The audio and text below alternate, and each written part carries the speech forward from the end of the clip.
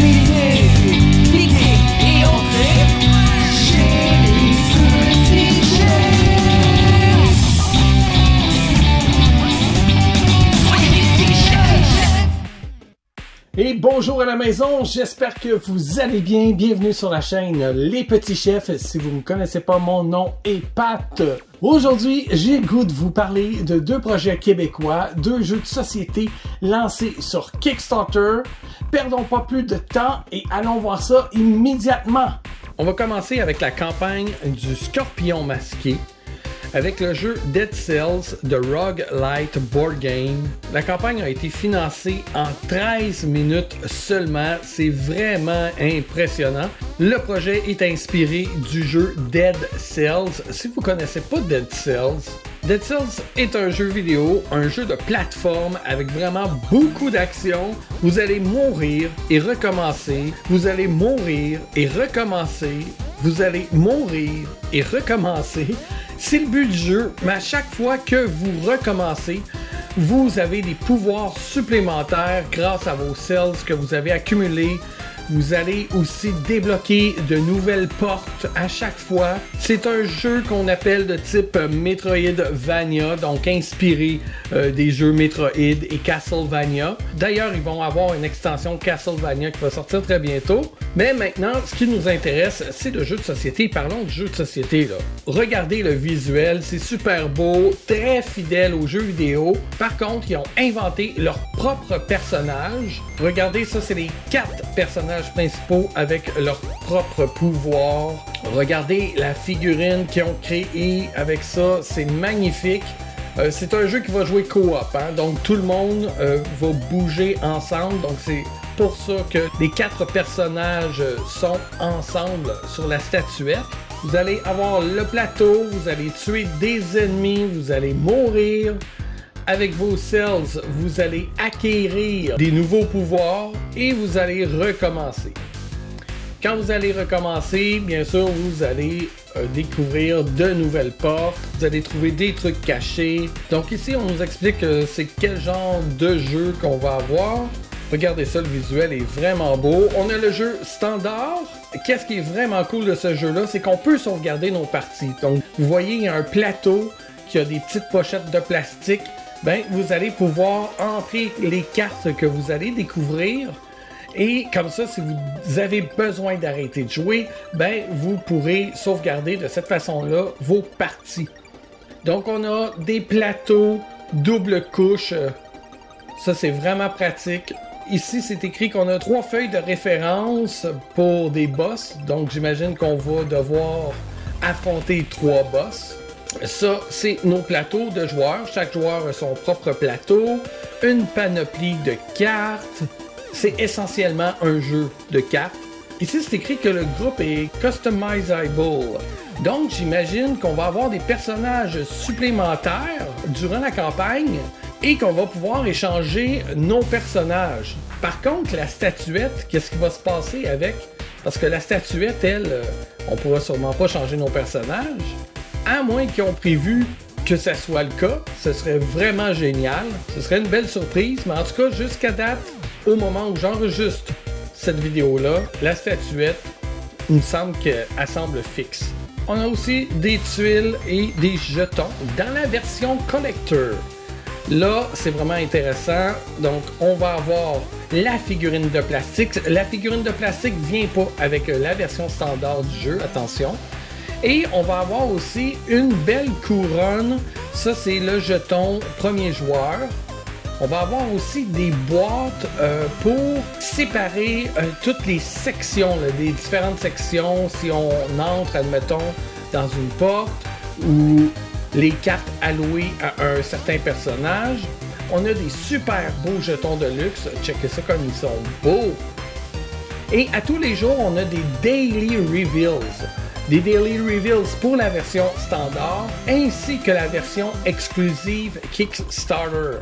Ce qui est vraiment le fun, autant pour un parti que pour l'autre. Comme ça, par exemple, ici, vous voyez là, il y a des trucs exclusifs à Kickstarter. Comme ils vont ajouter un UV spot Donc, des parties brillantes sur le plateau. Et ça, ce sera seulement exclusif à Kickstarter, je crois, avec la version collector du jeu. Il y a des campagnes qui ont des add-ons. Ici, on en a une belle. Regardez la figurine. Les couleurs sont époustouflantes. Par contre, c'est 101 $.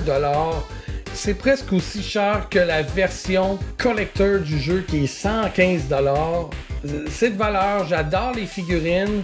Surtout les figurines de collection, mais à un peu plus de 100 $, je peux pas m'ajouter ça déjà sur un pledge de 115 $, malheureusement. Bien que j'aurais adoré l'avoir si j'avais eu le budget pour le faire. Mais je pense que ce sera pas possible, malheureusement. La campagne se termine le vendredi 2 juin. Il reste pas beaucoup de temps. Allez voir la campagne. Si vous aimez le jeu Dead Cells, je suis pas mal sûr que vous allez triper. La livraison, elle, est prévue pour septembre 2024. Voilà, c'était ce qu'il y avait à dire pour Dead Cells. Maintenant, passons à Ruse. Parlons maintenant de Ruse, Instinct de la tanière, qui est un jeu québécois créé par Gim. Un jeu de stratégie à thématique de renard pour 1 à 4 joueurs. C'est un jeu de type euro. Le Kickstarter a été financé dans les 2 premières heures. C'est quand même pas rien. Et si on regarde le jeu, là, vous voyez qu'il y a beaucoup de matériel. Je pense qu'il faut être quand même catégorie, là, quand même intermédiaire pour être capable de jouer à ce jeu-là. Bien que j'ai entendu qu'il y a certains modules qui vont pouvoir être retirés pour alléger le jeu. Mais si vous êtes habitué des jeux là, en mode expert, ce sera parfait pour vous. Les parties devraient durer environ 25 minutes par joueur. Ici, on regarde là, le matériel visuellement, c'est super beau. Le créateur Guillaume est un graphic designer, donc c'est sûr qu'il y a l'expérience pour nous offrir quelque chose de visuellement vraiment beau. Visuellement, je trouve que son jeu est beaucoup plus attirant que d'autres jeux de type euro. Les couleurs des matériaux sont super beaux. Regardez, les mi-pas en forme de renard sont vraiment magnifiques. Les dés aussi. C'est vraiment de belles couleurs. C'est attirant pour l'œil. Ça donne le goût d'y jouer. Il y a énormément de matériel. Des plateaux double couche. Les jetons de ressources sont vraiment beaux. Ici, des tuiles bonus de territoire en forme de tête de renard sont vraiment beaux aussi. Il y aura inclus un mode solo, donc il sera possible de jouer seul au jeu, ce qui est vraiment bien. Et on aura droit aussi à une exclusivité Kickstarter. C'est une mini extension qui va s'appeler Firefox. Donc ça va ajouter un autre plateau avec des actions supplémentaires. Et là, on a parlé du matériel, mais qu'en est-il du gameplay?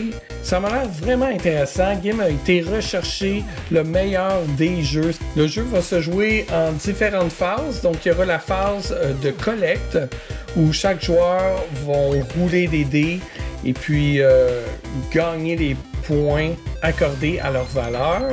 Ensuite, il y aura une phase d'action où les joueurs vont choisir une action en utilisant leurs dés. Ils vont pouvoir explorer des territoires, découvrir leur tanière ou activer des actions bonus. Et on va pouvoir faire évoluer nos petits renardeaux aussi en leur faisant gagner de l'expérience. Il y aura plusieurs mécaniques utilisées dans le jeu, dont la gestion des dés, du placement de tuiles, la gestion de ressources, des objectifs communs et personnels aussi à réaliser pour faire le plus de points possible, le placement d'ouvriers, l'engine building, tout est là vraiment pour plaire aux joueurs. Chaque joueur aussi va avoir des propres pouvoirs qui vont leur donner des avantages. Le livre de règles est en développement, mais quand même disponible, donc vous pouvez déjà aller lire les règles. Si on regarde les stretch goals, au moment que je vous enregistre ça, ils ont déjà été tous atteints. Le premier étant des trays custom à l'intérieur pour bien ranger toutes les pièces qu'on a, parce qu'on a vraiment beaucoup de pièces. Ce serait l'idéal si ça serait bien rangé dans la boîte puis que ça bouge pas une fois la boîte fermée. Sinon, on nous promet aussi des jetons de ressources en bois, beaucoup plus épais que les jetons en carton. Donc ça se veut être vraiment un beau projet qui devrait être livré entre décembre 2023 et mai 2024. Ici, c'est intéressant pour le shipping. Les prix 20 ou 30 $, là, ça c'est le prix US. Par contre, les prix peuvent changer parce que on le sait, la poste, les prix vont souvent varier. Mais pour le Canada, si vous habitez pas loin de Montréal ou Québec, ben, il y aura une option de ramassage. Ça, c'est très intéressant. La localisation, elle, sera réalisée par Lucky Duck Games. Mais si on regarde le jeu, là, il n'y a pas de texte sur les cartes. Il n'y a pas de texte sur les jetons, ni sur le plateau. C'est juste les instructions, dans le fond, que vous avez besoin de lire.